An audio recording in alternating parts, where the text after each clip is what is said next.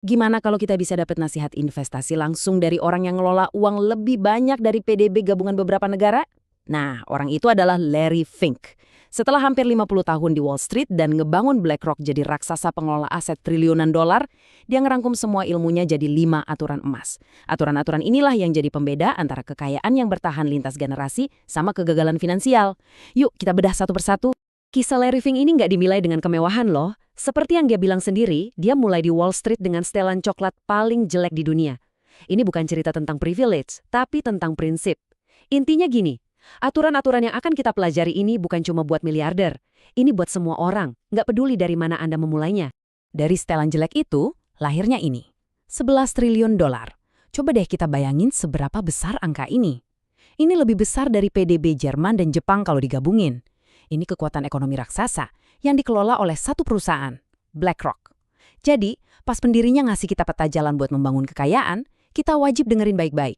Nah, ini dia nih akarnya. Membangun kekayaan itu bukan soal nemuin formula rahasia.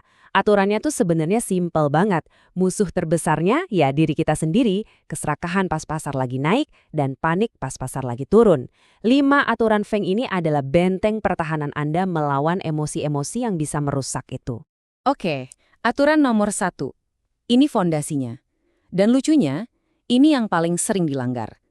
Berpikirlah dalam puluhan tahun, bukan dalam hitungan hari.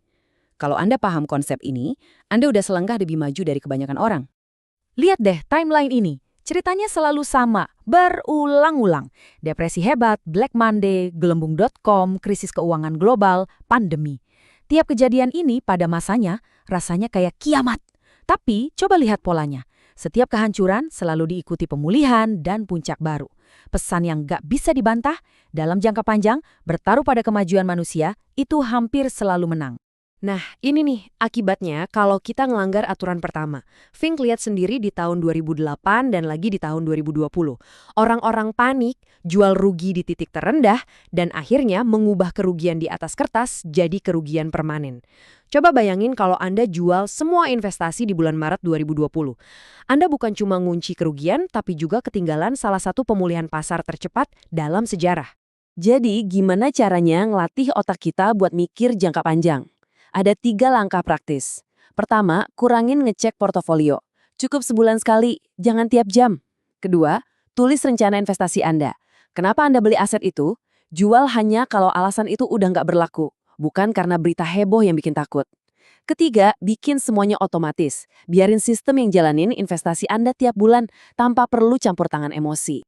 Aturan kedua ini benar-benar game changer. Ini garis pemisah antara mereka yang lari di tempat sama mereka yang membangun kekayaan sejati. Aturannya simpel. Anda harus memiliki sesuatu. Bukan cuma nyewa, bukan cuma nabung, tapi benar-benar punya bagian dari mesin ekonomi. Fink ngelihat dunia ini kayak terbagi jadi 2 jalur ekonomi. Di satu sisi, ada ekonomi kepemilikan.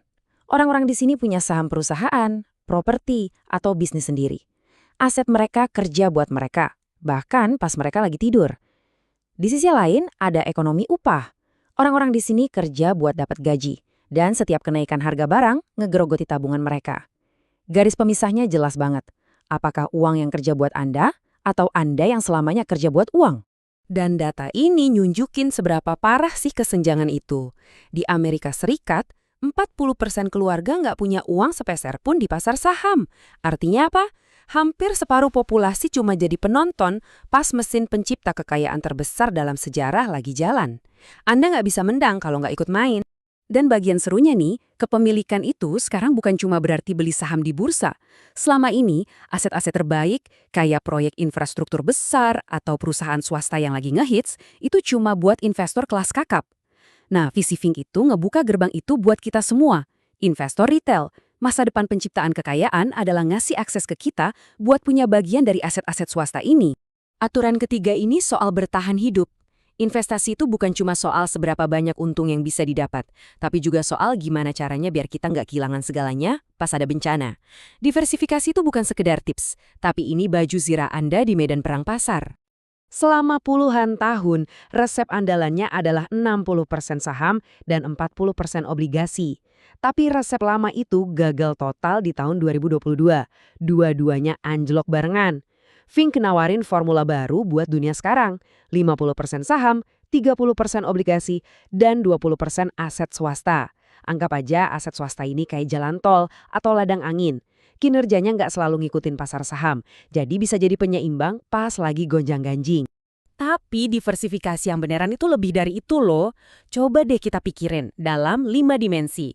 Lintas kelas aset, lintas geografi global, lintas sektor industri, lintas jangka waktu, dan bahkan lintas strategi. Dengan nyebar investasi kita di kelima area ini, Anda ngebangun portofolio yang siap ngadepin hampir semua badai. Oke, aturan keempat. Ini soal musuh tak terlihat yang diam-diam makanin kekayaan Anda, biaya. Mungkin ini topik yang paling nggak seksi, tapi ngebain ini bisa bikin Anda kehilangan ratusan juta. Dan yang paling penting, ini satu-satunya faktor yang bisa Anda kontrol sepenuhnya. Yuk, kita iseng-iseng berandai-andai. Biaya manajemen 1%. Kedengarannya kecil kan? Cuma 1%. Tapi apa jadinya kalau cuma 1% ini dibiarin menggerogoti investasi Anda selama 30 tahun? Jawabannya bakal bikin kaget. Nah ini dia angkanya. Coba lihat baik-balik kolom terakhir. Dengan biaya 1%, Anda kehilangan $165.000. Itu uang DP rumah, biaya kuliah anak, atau pensiun yang nyaman. Lenyap begitu aja ke kantong manajer investasi. Ini bukan uang mainan, ini uang beneran yang harusnya jadi milik Anda. Inilah kenapa revolusi reksadana indeks murah yang dipelopori Fink itu penting banget. Tapi kan bukannya kita dapat kualitas sesuai harga. Bukannya manajer investasi mahal itu para jenius yang bisa ngalahin pasar. Data nunjukin sebaliknya. Selama 20 tahun, lebih dari 90% dari mereka gagal. Intinya, seringkali Anda bayar lebih mahal buat dapat hasil lebih jelek. Itu bukan investasi cerdas kan? Dan aturan kelima, aturan pamungkasnya, ini kayak lem yang merekatkan semuanya. Anda bisa aja punya strategi terbaik di dunia, tapi kalau mindsetnya salah, semuanya bakal berantakan. Di pasar, kesombongan itu jalan tol menuju kehancuran. Justru, kerendahan hati dan rasa penasaran itu kekuatan super Anda. Kita ambil contoh dari Fink sendiri deh soal Bitcoin. Awalnya dia nolak mentah-mentah. Dia bahkan nyebutnya indeks pencucian uang. Wajar sih, apalagi buat orang yang udah puluhan tahun di sistem keuangan tradisional, sikap skeptis itu pasti ada. Tapi, nah, ini yang bedain investor hebat dari yang biasa aja. Bukannya keras kepala sama keyakinan awalnya, dia malah ngelakuin sesuatu yang radikal. Dia belajar. Dia gali lebih dalam bukan cuma soal harga Bitcoin, tapi dia coba pahami teknologi di baliknya, blockchain. Dan di situ dia ngelihat potensinya buat merevolusi dunia keuangan. Dan hasilnya, ini bukti nyata dari kekuatan kerendahan hati. Karena dia mau mengubah pikirannya, BlackRock gak jadi ketinggalan kereta. Sebaliknya, mereka malah meluncurkan salah satu ITS Bitcoin paling sukses dalam sejarah. Kesombongan bakal bikin mereka kehilangan miliaran dolar. Tapi kerendahan hati malah bikin mereka jadi pemimpin. Jadi apa pelajarannya buat kita semua? Teruslah belajar. Cari orang yang gak setuju sama Anda. Dan beneran dengerin mereka. Akui kalau Anda salah. Karena itu tanda kekuatan, bukan kelemahan. Investor terbaik itu bukan yang paling tahu segalanya. Tapi yang paling sadar betapa sedikitnya yang mereka tahu. Kita tutup dengan kutipan dari Fink yang menurut saya kuat banget. Investasi itu bukan cuma berharap pasif, ini adalah aksi aktif untuk mewujudkan harapan. Setiap rupiah yang Anda investasikan adalah suara untuk masa depan yang Anda inginkan, mendanai inovasi, menciptakan lapangan kerja, dan mendorong kemajuan.